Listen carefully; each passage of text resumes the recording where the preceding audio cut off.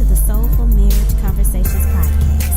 I am Elvie Riggins, founder of the 90-Day Marriage Plan, host of Marriages That Matters live talk show, life and relationship coach and author.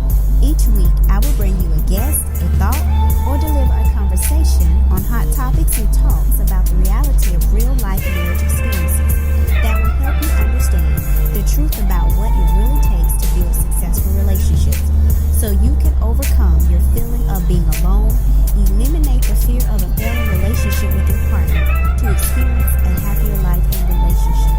We don't have to live our lives unhappy in relationships. Instead, we choose to tap into our intuition and make the powerful choices to mirror our vision and become the solution for change to produce a loving, supportive relationship in our lives. Get ready to have soulful marriage conversations. Let's go.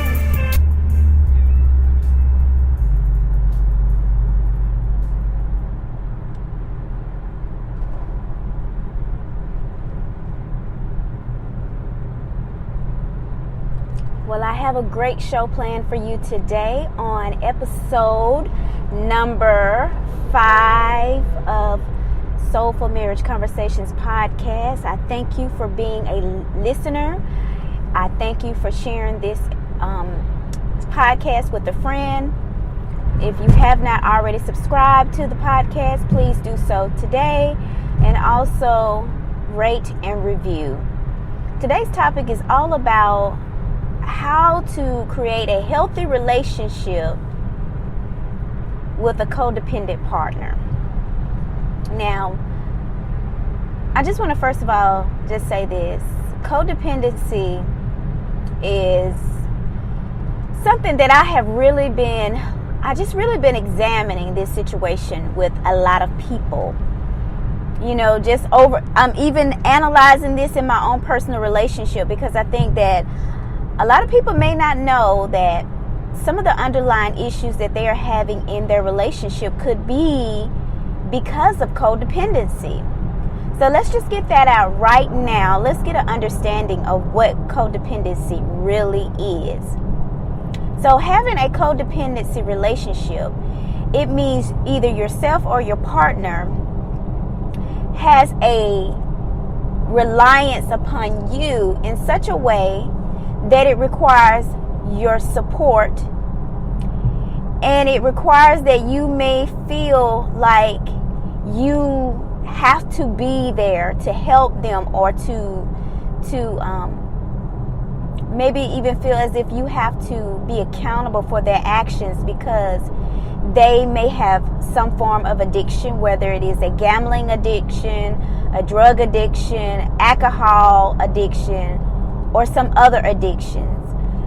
And also, they may have mental health issues that requires you to take responsibility, or you may feel like they can't do things without your support, or if you leave them or you don't help them in certain things, that they may or may not be able to handle the situations or become a better person or do better for themselves without you fully supporting them.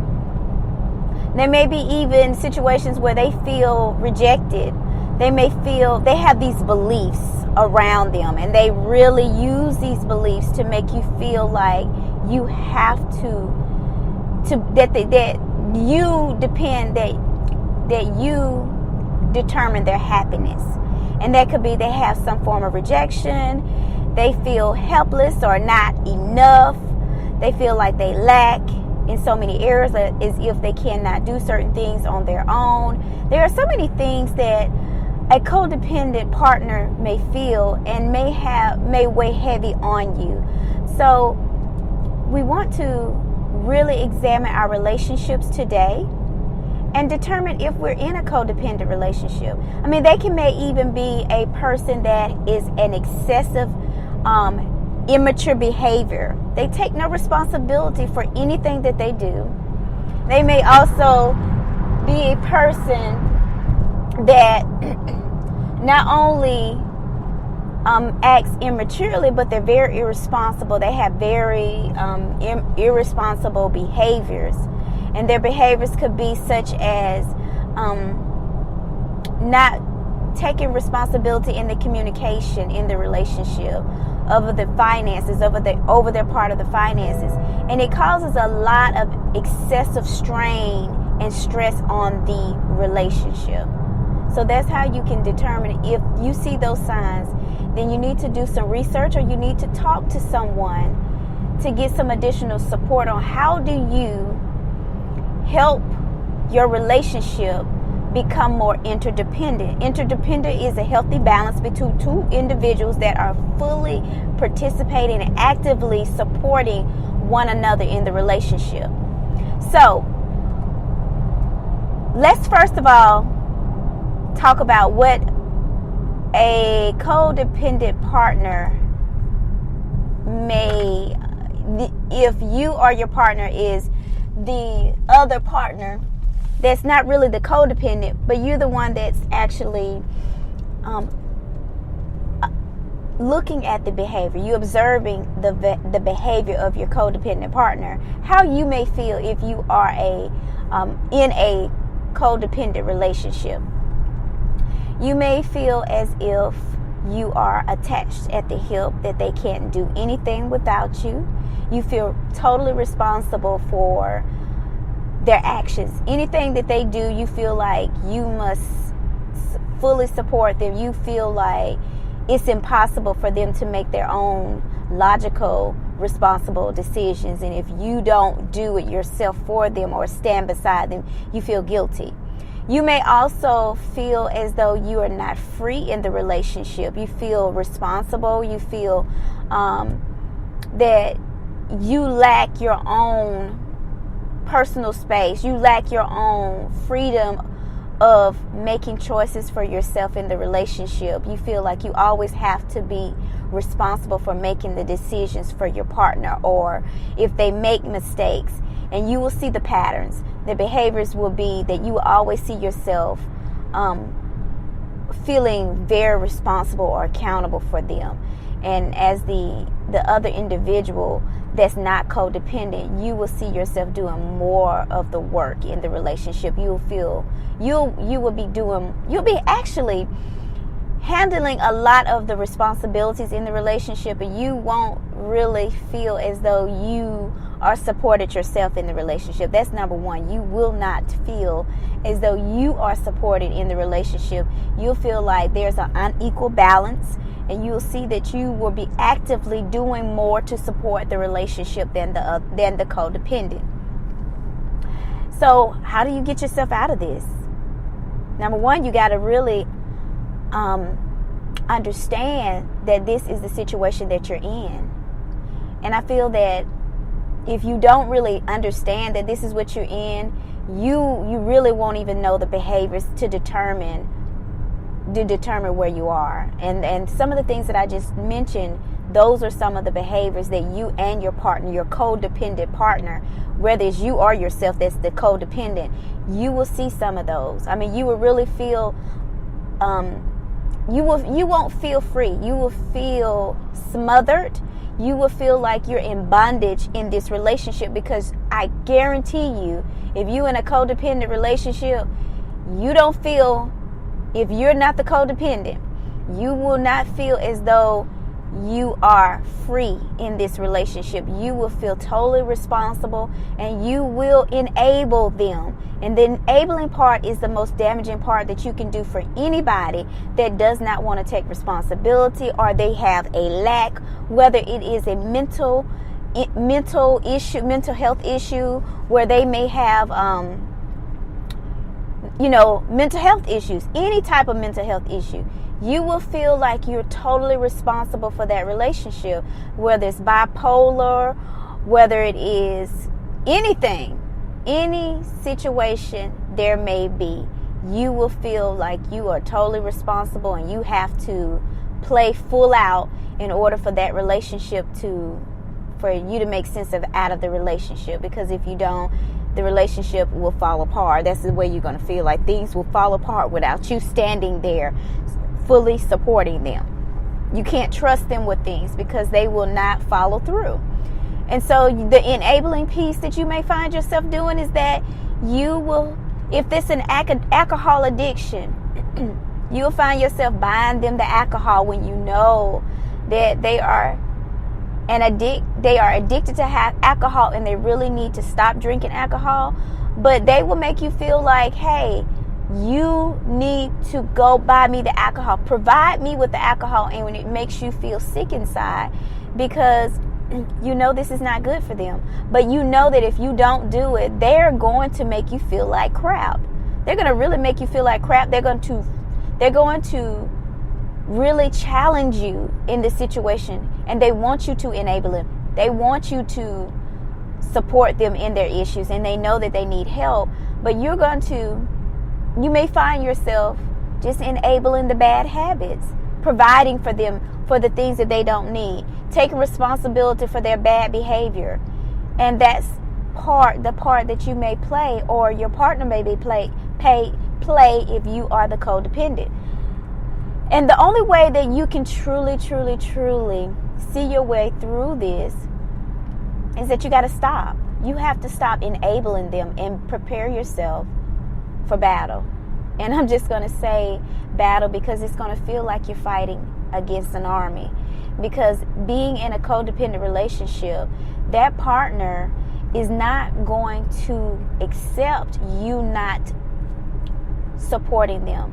They're going to speak, they're going to be very verbally about your behavior if you stop doing what you normally do for them. And they're not going to like your activities. They're not going to like how you're reacting to them. But I want to encourage you to be proactive in how you handle this situation. First, do some research. Talk to someone about the situation, about the different activities that you are engaging in and what your relationship has become dependent upon you for, so that you can really understand what it is that you are actually dealing with. Because you need to make sure that you're in a safe place. You need to make sure that the decisions that you're making are very wise decisions, and it will not cause you to be endangered. It will not cause your partner to be in danger. Because if it is a mental health issue, I would advise you to go to a psychologist or a licensed psychiatrist. You need to go to someone that is skilled in this issue, a mental health therapist or somebody that can really advise you if it's a mental health issue, if it's a drug addiction, if it's a things that are more serious. I'm only here to advise you, but if any decision you make that is going to affect your mental and physical health of that person or yourself, then I would suggest that you talk to a physician, a licensed therapist, or someone that can assist you. But for some of the minor issues, if you feel like I really want to talk to someone about it, then you need to do that, because that's the first step. You need to understand what you are experiencing, because if you are not able to recognize that you're in a codependent relationship and you don't even know what a codependent relationship is, the first thing you must do is you need to understand what it is. Then you need to understand what are you dealing, what is the issue. Do your partner have some disbeliefs that they believe about themselves? Do they feel like they're not enough? Do they feel like they lack? Do they feel like that they are not able to do certain things without your support? Do they latch onto you and need you to fully support them in order for them to even feel happy in the relationship or just in life in general? You'll know what those issues look like because you can listen to the conversations. Start observing and analyzing your relationship and the activities and the behaviors of you and your partner in the relationship. Because if you don't know if you codependent, then let's find out. I think it's important for everyone to find out, do you have some codependency tendencies? And if you do, let's get some help. It's nothing to be ashamed of. What it is it's a very smart thing to do, so you can work on your behavior and improve in the relationship that you're in. So, second thing, I would suggest that anybody that's in a codependency relationship to understand that you have been enabling them and you don't want to be a victim to this. So the way to be able to begin starting to set healthy boundaries is that you got to, first of all, know what your standards are. What are your standards for your relationship? What are your standards for your life? What kind of standards you have set or have not set for yourself that you want to set for yourself? Some people may not even have had set standards in their relationship. They may not even have thought about it. So now's the time to start thinking, what are my standards? My standards are, I will not enable my partner to behave immaturely. My standards are, I will not take responsibility for my partner's actions. Those are standards. You have to know what you need, where the line is drawn, what you will and will not accept in your relationship, first of all, and that's your standards. The next thing is your values. What do you value? I value communication. I value love and respect and trust. I value having integrity. So you might want to review your values. And if you have not if you do not know your values and have not set any values for yourself, then let's start doing that today. Sit down with a piece of pen and paper and start writing out your values. What do you value the most? And your values are pretty much what you need in your relationship and in your life to really feel fulfilled and to be completely, happy with yourself. I know that a lot of people in relationships may not understand that there's a level of unhappiness that they may be experiencing in a relationship. And I think if you go back and look at your values, you'll find out where there's a lack thereof, and you'll see that is one of the reasons why you may be unhappy in your life, in your relationship, is because it's not totally aligning to your values. I know that if there's something going on in my relationship that I'm not truly happy about, I start looking at my values and I start examining, do I feel like I'm betraying myself? Because if I feel like I'm betraying myself, I can almost guarantee you it's because something is going on in my relationship that's not aligning up to my personal values. So that is one thing that you need to know. What is my personal values? And am I living up according to my standards? Is my relationship and the things that I'm doing in my relationship, are they aligned to my personal values? And if they don't, or if you do not have your personal values listed out, then go and do that. List out your standards, list out your values. And then I'm going to even go a little step further, and I'm going to encourage you to write out a personal mission statement. Your personal mission statement is something that will help keep you aligned to every activity, every engagement in life, to your mission. What do you stand for? What do you believe in? And what are you trying to accomplish in your life, in your relationship? So your personal mission statement will help you get closer to that and stay connected to your mission in life. And that's the way I like to look at it. What is my purpose in life, and what is the mission that I'm trying to get to? What am I standing for? And this is something that if you meet someone, you can tell them, hey, my mission is this. This is something that I totally believe in, and this is something that I totally this is what I live by. And that's your personal mission statement. Once you have your standards, your personal mission statement, I just add that in as a bonus, and you have your values, your values. Now you can get into alignment. You can totally get into alignment with your relationship. You can really begin to review your behaviors. You can understand where there's a lack thereof. You can understand why you not seem to be happy in your relationship, and then you can start setting some healthy boundaries. That's the only time that I would encourage you to start setting those healthy boundaries in your relationship, is once you find out what it is that you truly need to be doing in your relationship to tap into the happiness that you want to experience, to really feel fulfilled, to really experience joy and peace in your relationship, you need to know those things. So that is going to conclude the topic that we have today here on Soulful Marriage Conversations podcast. I really truly appreciate you for joining me. If you have some questions, I would challenge you to do the work so you can really begin to look at where you are in your relationship. Get you some support, y'all. Don't be afraid to talk to someone. I'm here for you. I'm available to you. So if you would like to go into a personal conversation with me, I would encourage you to shoot me an email. You can shoot me an email, support@albanyriggins.com.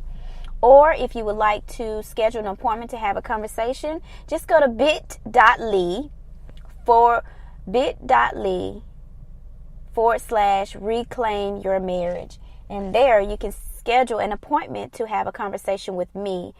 And make sure that if you send me an email that you do send your detailed information about what kind of question you have, situation that you may be experiencing, a good contact number, and your full name, so that I will be able to address you fully with your question. I thank you for joining me here. If you have not actually signed up for this podcast, if you have not subscribed, I want to encourage you to do so today. Make sure that you subscribe to the podcast. Make sure that you rate it and review it and share it with a friend. Without you reviewing and sharing, I feel like I won't know exactly if you are enjoying me. So I want to know how you feel. I thank you for joining me here, and I'll meet you on the next episode.